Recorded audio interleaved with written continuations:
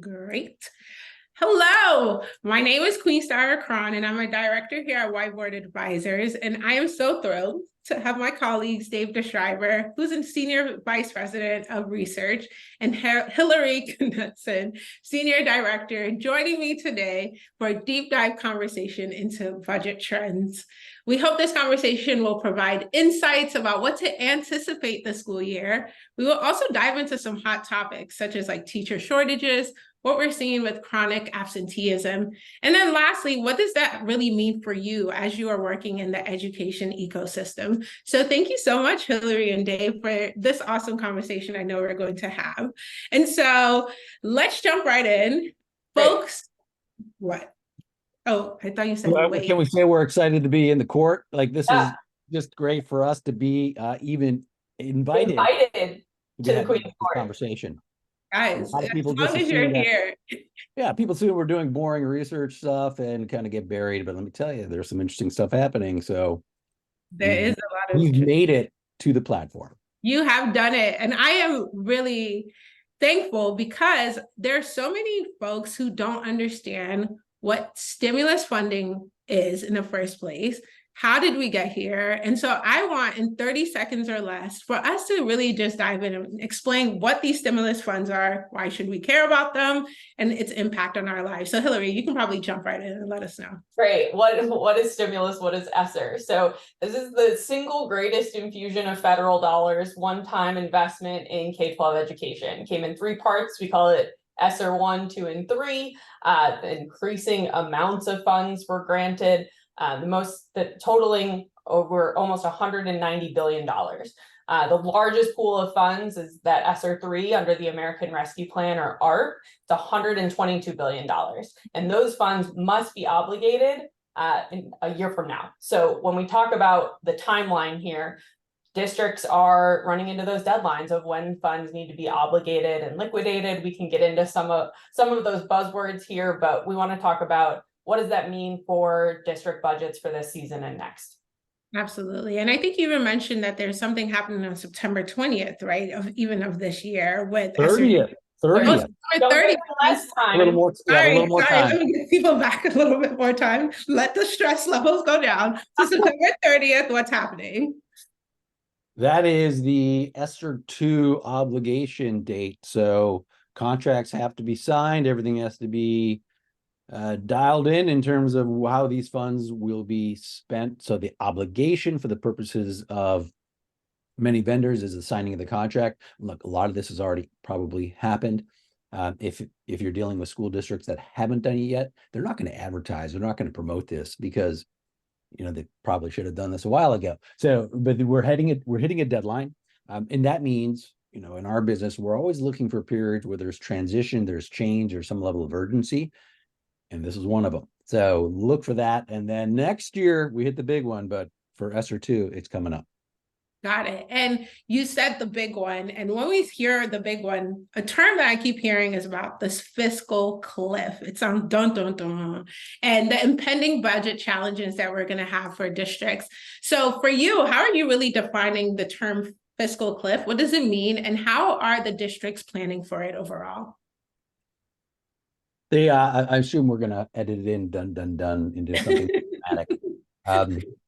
And this is the expiration or the final obligation date for ESSER III. So that's cumulative nearly $190 billion that went into the system.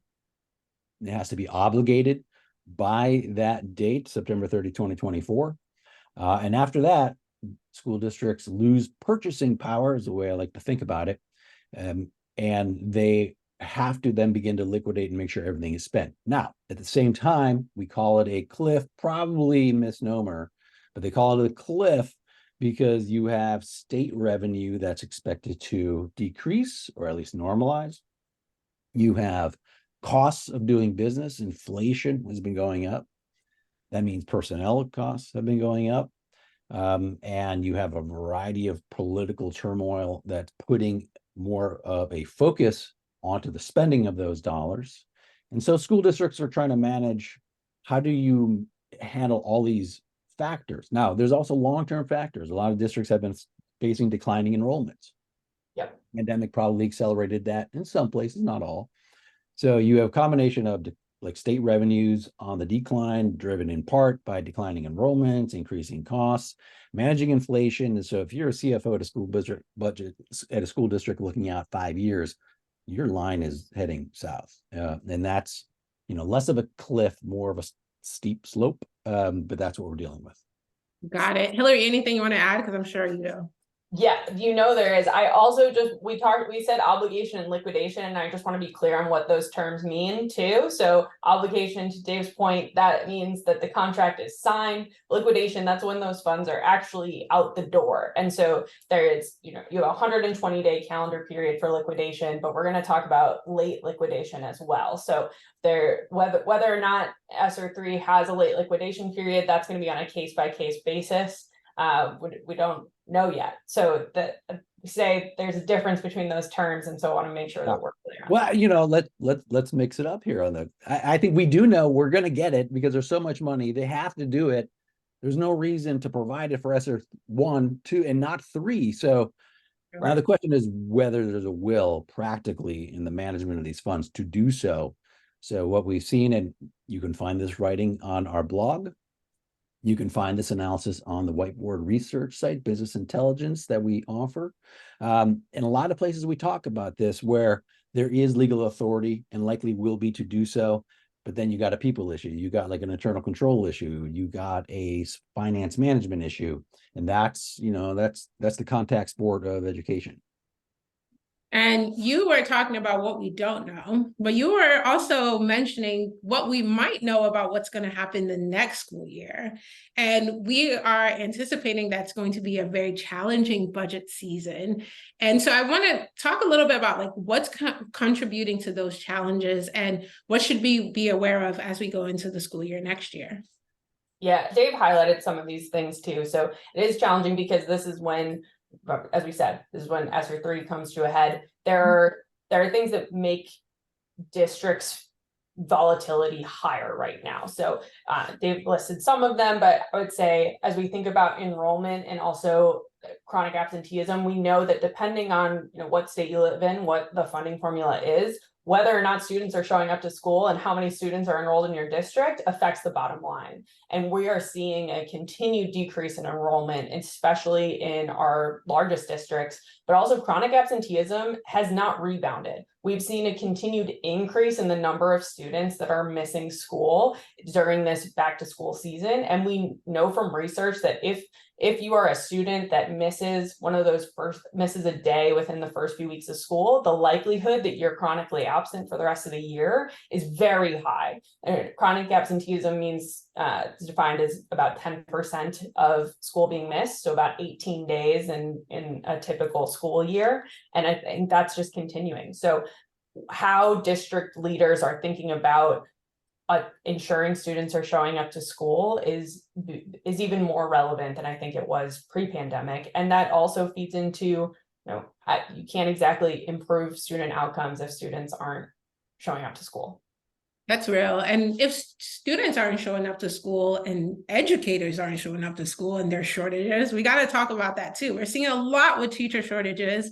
It's a big topic. It's top of mind for a lot of folks. So I'm very curious what we're seeing, the trends in teacher shortages right now.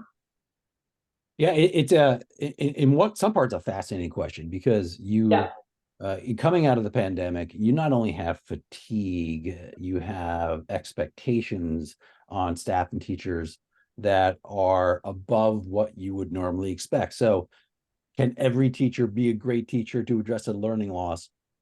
The answer is practically no, but that's the expectation. In addition, they're also under the spotlight politically for a long list of reasons that's like 7 different episodes that we can get into. And then you do have real teacher shortages, a lot of vacancies. Some of this is a function of increased staffing in some locations. Others is a function of historic shortages. So it's one of these situations where multiple things can be true at the same time. But yes, there are shortages. They are not uniform. It varies from place to place, subject to subject. Absolutely in special education, like a wealthier suburban district that pays well, probably not. But the reality is that there are pressures to figure out the pipeline and the career stability for teachers, that impacts pay, that impacts professional development, that impacts the way these agencies think about themselves as places for good careers.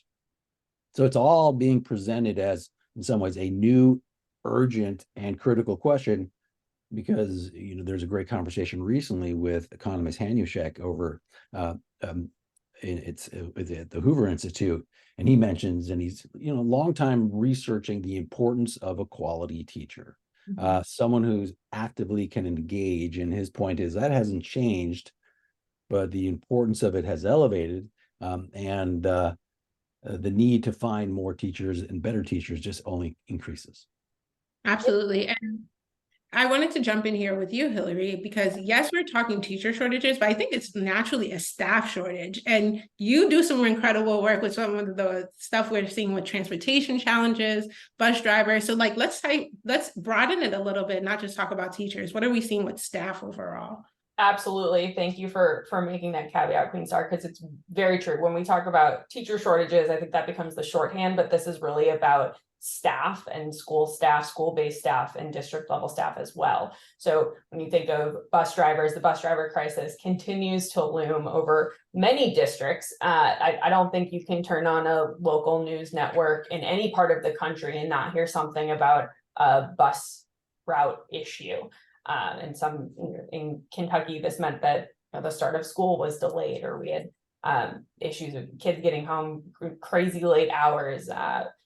Maryland, in your backyard in Maryland, certainly issues happening there. So I think it's also about how do we get creative? How do we think about solutions that go beyond what has been historically true? We can't solve the bus driver crisis just by hiring more bus drivers. They don't exist, and it's not the most efficient or effective way to transport all students either. The other key demographic of staffing needs is also around paraprofessionals and mental and behavioral health supports. The support students are coming in with more need in a lot of places too. I don't think we can, I don't think we know the full breadth of the ripple effect of interrupted education for students during the height of the pandemic, and what additional layers of need students are coming into school with. There's a huge shortage on school psychologists, on those mental and behavioral health professionals. And I think even though we know a lot of districts have attempted to staff up and even used ESSER funds to hire for those positions, which that's a challenge, because if those funds are going away, how are we going to keep them? There still are big gaps in that need too. And a quick point, there has budget implications. Special education students with special needs require more resources. That's more funding. And so if the overall share of the state and local revenue remains somewhat constant, their share, or if the overall pie remains constant, their share continues to grow, thus making it more difficult financially for districts to properly serve everybody. So, this is also another interesting narrative that's playing out across the states. How much are states contributing to special education? How do you address, as Hillary pointed out, the rising needs of mental health and related services for students, all requiring some different thinking about the way we're providing services? That really allows us to jump into something Hillary mentioned too, is like this idea of being creative and thinking about the needs of districts right now. And so here at Whiteboard, we're working with organizations that are trying to solve these needs. And so for the providers, for folks who are in the education system overall, what can they do to really meet the needs of districts right now as they're really trying to navigate a post-ESSER world, or even plan for a post-ESSER world? What are some of those challenges that they might face, but also some of the solutions we can think actively about? I think the fundamental, one important piece of advice and conversation is to make sure we're not trying to put more responsibilities and do something exceptional and put that upon staff and teachers, right? There's already so much going on. And so within a reasonable expectation of what we can be doing, like how is it that we can better invest in those activities, programs, and strategies that make the most difference?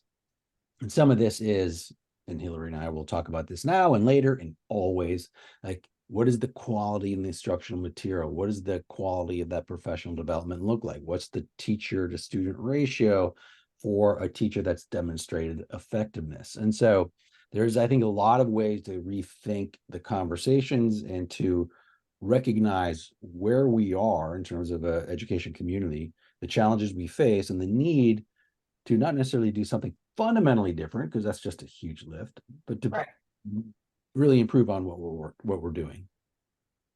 Yeah, I think the name of the game is sustainability, and that means different things within different contexts. I think Dave's point of supporting educators and educator capacity. If I am a teacher with 28 kids in front of me and they're all coming in at different levels, we know that that's the case, and we know that it's more likely that more of them are further behind. How do you support that teacher in being able to meet the needs of all those students? It's easy to say we need differentiated instruction, we need to accelerate learning, but what does that actually mean? And how do we train teachers in building those skills and supports? How we think about the adoption of new instructional materials in a way that is sustainable. And there are a lot of districts that are doing really good work within that space, and doing so. I think being cognizant that many of our teachers are also teaching subjects that they don't necessarily have expertise in, right? We talk a lot about math and STEM, and we know that those are persistent teacher shortages. And depending on which state you're in, the vastness of those shortages are real. I know from my work in Tennessee, I know recently I read something in Alabama of districts that don't have a single high school math teacher that's credentialed in math. It's a huge issue, right? How do we think about supporting students in being prepared for college and career if they never interact with a math teacher that is credentialed in mathematics? That is truly. And I'll say one more thing, if I may, Queenstar. Okay. We should not think about this, and this is both talking points for school officials that we have frequent conversations with, associations and service providers. Do not address items in silos. So a math intervention is not just a math intervention, but it's also potentially a tutoring solution, potentially a way to engage community and parents in a more meaningful way so that you can help with absenteeism, help with enrollment. So there has to be more of a cohesive way to think about and talk about these issues and problems. And they cannot be isolated and siloed. Right. It's the alignment across, not just because that makes sense, right? It makes it easier to talk about, but as part of the student experience and the teacher experience. If I'm a student that's showing up to, a second period math class and then have intervention in the afternoon, and then I'm doing a tutoring or after school program, and if that is all disconnected, then you're not going to see the results that we need or even are promised by some of these partners either. And I'll say one more thing, if I can. It's We're just not in it. Go ahead. Right. Keep on rolling. And if you consider a conversation with a school administrator, like they have a lot on their plate, the typical reaction is like, I don't disagree, but how in the hell are you going to do that? So it is incumbent on service providers that think strategically and across the country to share best practices, to introduce ideas on getting this done, and not rely on, say, the school administrator, school leader, to request a particular thing to be done, because they have day-to-day problems, not necessarily shifting the way they think about this in a holistic way. So surfacing models of success and talking about that and putting it in a contextualized setting for that school district or for that leader makes a big difference. And so it will require a little bit of work. I suggest that the effort and some of the responsibility gets shifted upon service providers and partners to help with that thinking, and don't rely on it to come from school administrators, because they got their hands full. That they have their hands full indeed. And speaking of having their hands full, we are seeing a lot of people walk into the schools with a lot of mental behavioral issues now. We're seeing a lot of educators deal with students having an increase in these behaviors showing up. So I'm curious for you, Hillary, we talked about some of the mainstream things that we are aware of. Yes, staff shortages. Yes, this fiscal cliff. But overall, one thing we're not mentioning is the trends are showing that students are coming in there a little bit more worse off than we thought. Anything you want to highlight there? Oh, wow. I'm glad I get the uplifting topic, Queen. Sorry. So I think that it's no matter where you were in your student experience when you were, at the height of the pandemic, it has a ripple effect, right? I said that before, like what your student experience was, whether you were, in kindergarten virtually or you missed 8th grade, like there are serious social and developmental milestones that have been missed based on that interruption in education. And so there's the challenges are potentially more severe or more common, or what we're working with what a typical student is, I think may have shifted, right? We talked about this, like the digital native generation, right? So the ones that came in that have always had a touch screen in front of them, and they expect things to be immediate, they expect things to be on demand and digital. I think now in this of like where you were during the COVID era, it also means that you know how to do school remotely, or that maybe class time is or is not as relevant if I can, log onto my LMS, find the assignment and complete it. So I think part of it is also how we talk about the value of school and how that message resonates and that experience is meaningful for students as well as families is critically important. And I do think it's not because of COVID or because we're situated right now, but that when we say student engagement, what does it actually mean? Like for students to want to show up to school, to be hungry to learn, to be interested in what they're doing. And I think we're seeing some of that trend in the right direction, right? Whether it is more opportunities for project-based learning, whether it is more hands-on. David and I have talked about this a lot of like, there's kind of a pendulum swing of like from digital native to what is the hands-on experience during the school day to make you want to show up and make those both the conceptual learnings just as interesting and important as procedural learnings too. So there are a few pieces in there that I would point to. Anything else you want to voice over, Dave? Yeah, if you take a step back, I think we should all recognize that we're entering in some ways a new era, a new phase of education policy and investments. And we use a lot of terms that are a bit fuzzy on the definitions and particularly how it's applied in different circumstances. So there is an opportunity to help shape the understanding of what we mean by quality student engagement, by what we mean by the range of terms that are harder to define or need context. So, that there is a variety of shifting needs and opportunities, that we have terms that are sometimes perceived to be and are a little bit nebulous, may be a good thing. And so we should recognize how does the work that you do fill a particular category of an emerging term or an emerging problem? And what is it that how can we contribute a solution to something that's not necessarily as clear as it has been in the past, which is grade level proficiency on math and reading, we get that. But when you get into some of these more difficult student developmental issues, organizational change issues, that creates opportunities. And it's not as clear, but we should be able to embrace that lack of clarity.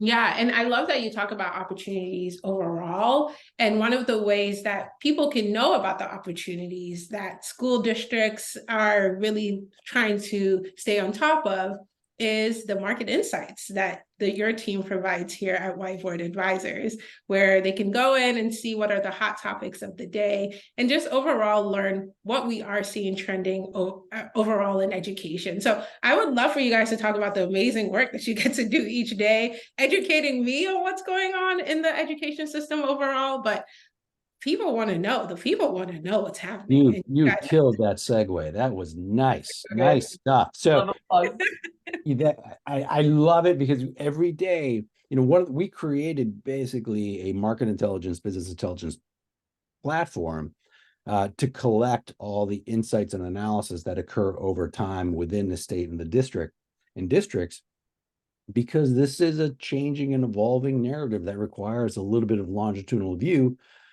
some analysis and some sharing out. So, there's a lot of opportunity to dig into particular states and districts, into particular issues, and see how this is evolving, how this is transpiring. And then, of course, the so what question is the important part. What does that mean?